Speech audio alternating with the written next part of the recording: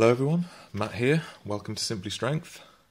First of all, I'd like to apologise for the overzealous title of this video. By no means do I know what the purpose or meaning of life is.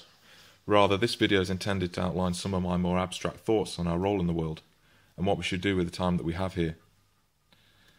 The meaning of life, to me at least, has nothing to do with passing on one's genetic material.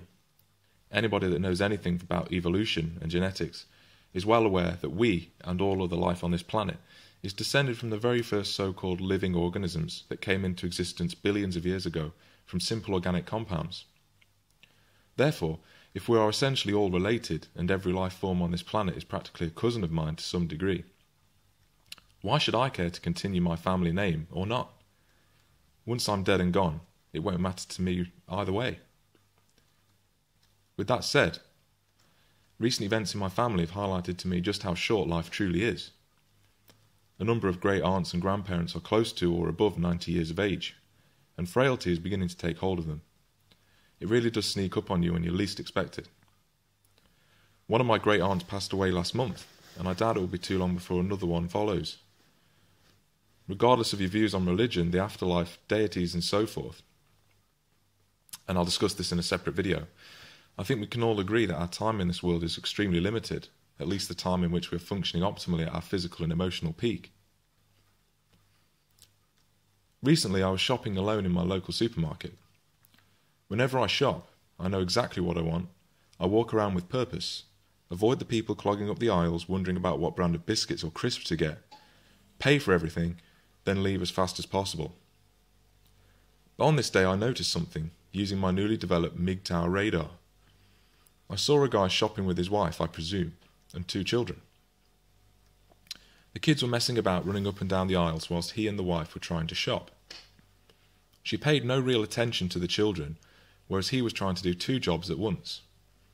He was telling the kids not to run about, and instead choose what they wanted from the frozen section, all whilst his wife was berating him for not listening, saying, "Pick that up, put that in, no, that one." I mean, where's the respect? Not the respect for him being a man, but because he's a human being. Why can't one parent do the shopping alone to save this aggravation? I remember thinking to myself, I couldn't be any less jealous of you, pal. I've spoken about examples of this before from ex-friends and schoolmates and so on, but I do look at these people and think, what's going through their head?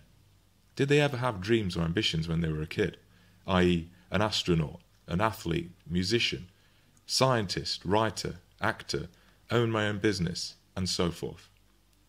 Did they honestly dream about getting married, having kids, settling down, and spending their Saturday afternoon in a supermarket getting berated by their wife, at the age of 22, which is still a young man, with a child of 4 and a child of 2, let's say, and his life for all intents and purposes flushed down the toilet? Yeah, that's what I want. This phenomenon occurs not only in young men, but in the old as well. You see these bewildered old guys all the time with their wives, without fail, at the same shop. When the highlight of your week is the Saturday food shop at the supermarket with your wife of 50 plus years, and you're both retired, what kind of gratification and self-actualization is there in that? You're a vapid, feeble sloth, with nothing left to contribute.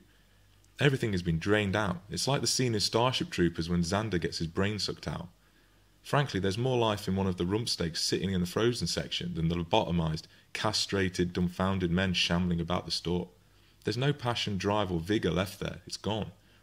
Of course, there are always exceptions to this, but I'm talking from some experience in the area and I see this quite often. I'm sure you have your own examples of this saddening phenomenon. Going back to marriage and children. The average cost of a wedding ceremony is £22,000, or approximately $33,800 according to MoneySavingExpert.com.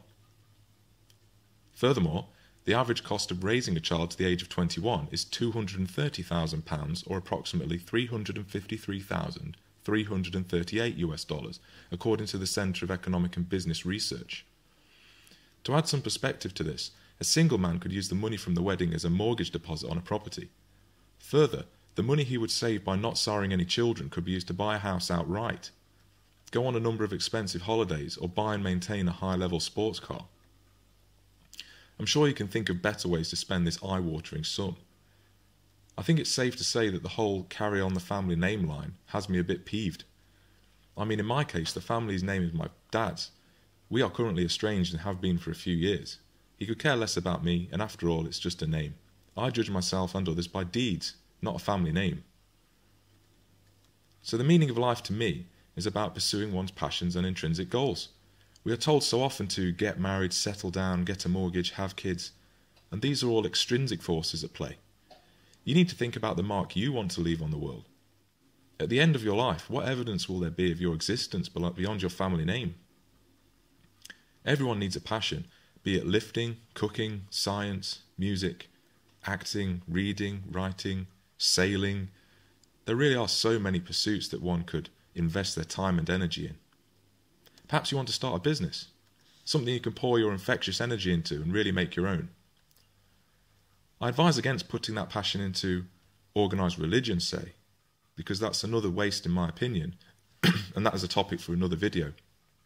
But what I will say though is that I have no argument against people that practice their religion in their own way, such as Louis Marco. But again, I'll expand on this in later videos. Going back to the meaning of life, I do have several analogies that I like to draw upon. Firstly, make the world feel your existence like a good solid punch, and be sure that it's winded after you're dead and gone. That's my philosophy.